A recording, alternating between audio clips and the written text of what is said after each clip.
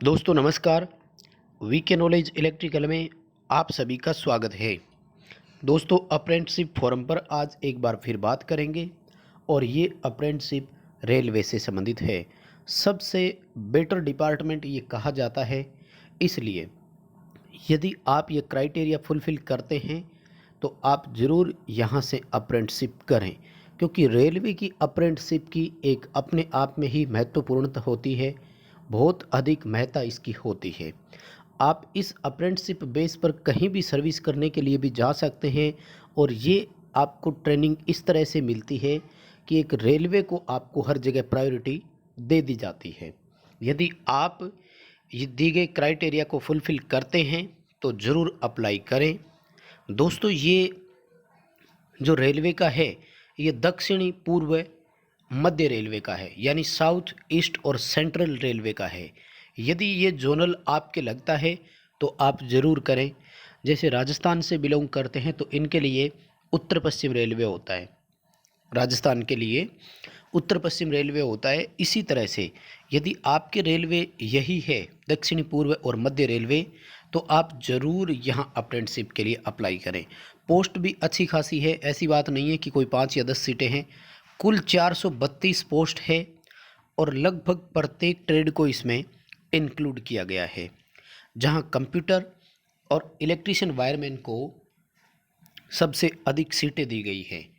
तो पूरी डिटेल से वीडियो में बात करेंगे, लास्ट तक वीडियो को ज़रूर देखें। दोस्तों आप चैनल पर नए हैं तो चैनल को सब्सक्राइब जरूर करें। वीडियो पसंद आए तो लाइक ज़रूर करें, अपने दोस्तों को भी आगे इसे फॉरवर्ड ज़रूर करें। हर एक बिंदु पर बात करेंगे, सिलेक्शन कैसा होगा और कुल कितनी सीटें हैं, लास्ट डेट कितनी है, फॉर्म कब से अप्लाई हो रहे हैं, इस पर भी बात करेंगे। वीडियो को आप लास्ट तक ज़रूर देखें। चलिए दोस्तों शुरू करते हैं। और ये मंडल कार्यालय बिलासपुर का है, यानी छत्तीसगढ़ से है। रेलवे के लिए जो भी आपका डिविजनल ऑफिस लगता है, मंडल कार्यालय आपका जो भी है, आप इस रेलवे सिस्टम से बिलोंग करते हैं तो ज़रूर अप्लाई करें, यदि आपके पास भी आईटीआई है तो। दक्षिणी पूर्व मध्य रेलवे बिलासपुर मंडल में अप्रेंटिसशिप एक्ट 1961 और 1962 के तहत रेल अप्रेंटिसशिप करवाई जा रही है, जहां अप्रेंटिसशिप india.org वेबसाइट पर आपको 1 अगस्त 2020 से 30 अगस्त 2020 के मध्य ऑनलाइन एप्लीकेशन सबमिट करना है। यानी ऑनलाइन एप्लीकेशन स्टार्ट हुए 10-12 दिन हो चुके हैं और अभी भी 15-10 दिन का टाइम आपके पास और है। यदि आप अप्लाई नहीं कर पाए हैं अभी तक तो ज़रूर अप्लाई करें। आईटीआई के लिए इंगेजमेंट दी गई है ये। और देखिए डिटेल वाइज पोस्ट की मैं बात करूं तो सबसे पहले कोपा के बारे में है, जहां सबसे अधिक सीटें हैं। टोटल 90 सीटें हैं और इसमें जो अनरिजर्व कैटेगरी है उसके लिए 37 सीटें हैं, यानी 37 सीट है। वहीं ईडब्ल्यूएस के लिए 9 सीटें हैं। अब देख लीजिए क्राइटेरिया क्या होता है। रेलवे आता है सेंट्रल सिस्टम के अंतर्गत, इसलिए यहाँ आप किसी भी स्टेट से यदि अप्लाई करते हैं तो आपको ईडब्ल्यूएस का बेनिफिट मिलेगा।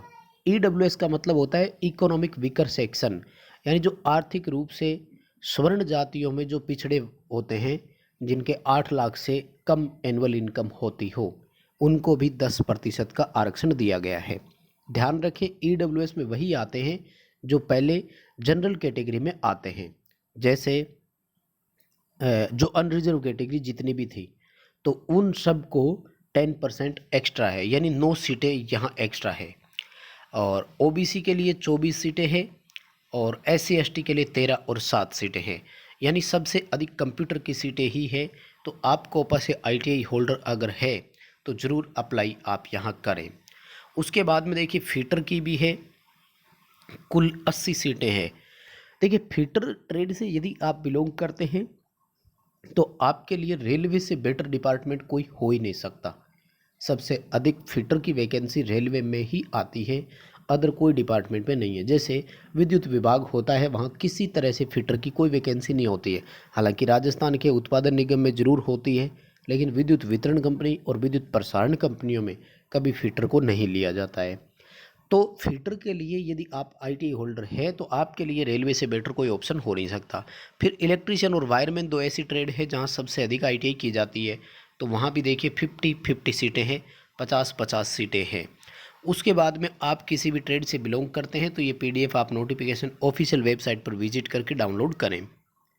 इलेक्ट्रॉनिक मैकेनिक से आप है आरएसी यानी रेफ्रिजरेटर एंड एसी मैकेनिक आप यदि है, welder, plumber, mason, painter, carpenter, machinist, Turner और सीट मेटल वर्कर, इन सब के लिए भी है, लेकिन इनके लिए 5-5, 10-10 सीटें हैं।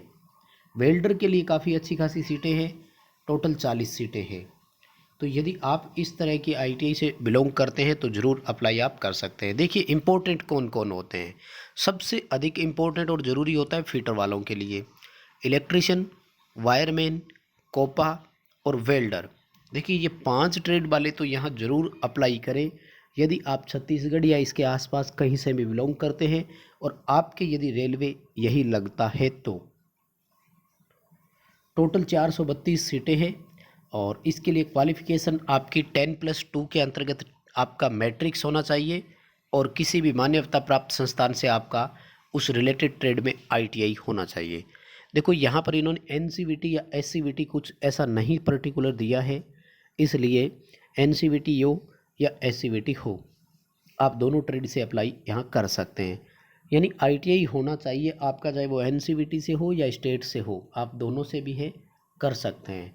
देखिए एज फैक्टर बड़ा रोल रखता है यहाँ पर, ये आपको थोड़ा सा ध्यान रखना होगा। 15 वर्ष से लेकर 24 वर्ष के बीच एज रखी गई है, तो ये होती है अनरिजर्व कैटेगरी के लिए हमेशा। जो रिजर्व कैटेगरी होती है उनको एज पर रिजर्वेशन जो भी आपके नियम होते हैं उनके अनुसार छूट मिलती है और 1 जुलाई 2020 को आयु की गणना की जानी है। और इन्होंने पूरी डिटेल दिया है कि कौन कौन किस किस डेट से डेट ऑफ बर्थ आपका होना चाहिए। यानी आप अनरिजर्व कैटेगरी से यदि अप्लाई करेंगे तो 1 जुलाई 1996 से लेकर 2005 1 जुलाई 2005 के बीच में आपका डेट ऑफ बर्थ होना चाहिए। जैसे यदि आप 30 जून 1996 के हैं तो अप्लाई नहीं कर पाओगे। इसी तरह से यदि आप 2 जुलाई 2005 की डेट ऑफ बर्थ है तो भी अप्लाई नहीं कर पाओगे। आपका डेट ऑफ बर्थ इस डेट के बीच बीच में होना चाहिए। तो ये अलग अलग आपको छूट यहाँ दी गई है टोटल कैटेगरी की, आप यहाँ पर ये स्पष्ट रूप से देख सकते हैं। ओबीसी, एससी, एसटी इन सब के लिए कैटेगरी आपको 1993, 91 ये टोटल आपको यहाँ पर दिखाई दे जाएगी। उसके बाद में देखो ट्रेड के लिए अप्रेंटिसशिप है, तो अप्रेंटिसशिप 1 वर्ष की ही होती है, ज़्यादा इसके बारे में तो कहीं सोचने की ज़रूरत नहीं है। और छत्तीसगढ़ राज्य सरकार द्वारा जो भी ट्रेनिंग के लिए छात्रवृत्ति या स्टाइपेंड जो मिलता है, नियत भुगतान जो मिलता है वो ज़रूर आपको मिलेगा। और चयन की प्रक्रिया मेन यही होता है। सिलेक्शन प्रोसेस पर बात कर लेते हैं। सिलेक्शन प्रोसेस बनेगी 10+ आईटीआई बेस पर, ठीक है। और दोनों की बराबर वेटेज है। बराबर वेटेज यानी 50% 10th मार्क्स की होगी, 50% आपके आईटीआई मार्क्स की होगी। दोनों की 50-50% होगी। जैसे फॉर एग्जांपल आपके 10th में थे 60%, तो यहाँ से ले लिए जाएंगे 30 नंबर। आपके आईटीआई में थे आपके 80%, तो यहाँ से ले लिए जाएंगे 40, यानी 40 और 30 70। आपके जो नंबर है वो कितने माने जाएंगे, 70 हो गए। अब इस 70 को परसेंटेज के रूप में कन्वर्ट कर दिया जाएगा और इस बेस पर आपका सिलेक्शन होगा, ठीक है। जब भी फॉर्म अप्लाई करें तो आपको फॉर्म में 10th और आईटीआई दोनों के मार्क्स भरने ज़रूरी है, ठीक है। उसके बाद में अलग से कोई और डिटेल नहीं है। रजिस्ट्रेशन या अप्लाई आपको कैसे करना है, तो आपको apprenticeshipindia.org पर रजिस्ट्रेशन करना है और वहीं से आपको फॉर्म अप्लाई करना है। और फॉर्म जो अप्लाई करने की लास्ट डेट है वो 30 अगस्त इसकी है, ठीक है। हिंदी इंग्लिश दोनों में ये नोटिफिकेशन है, आप डाउनलोड कर सकते हैं। और एक हेल्पलाइन नंबर इन्होंने दिया हुआ है, यदि किसी भी प्रकार का आपको कोई जानकारी चाहिए तो आप इस टेलीफोन नंबर पर भी कार्यालय में संपर्क कर सकते हैं। तो बस दोस्तों ये थी न्यूज़ आपके लिए। पैसा और प्रशिक्षण दोनों है इसमें, तो ज़रूर आप फॉर्म अप्लाई करें यदि क्राइटेरिया फुलफ़िल करते हैं। वीडियो को लाइक ज़रूर करें, अपने दोस्तों को आगे फॉरवर्ड ज़रूर करें। आप चैनल पर नए हैं तो हमारे चैनल को सब्सक्राइब ज़रूर करें।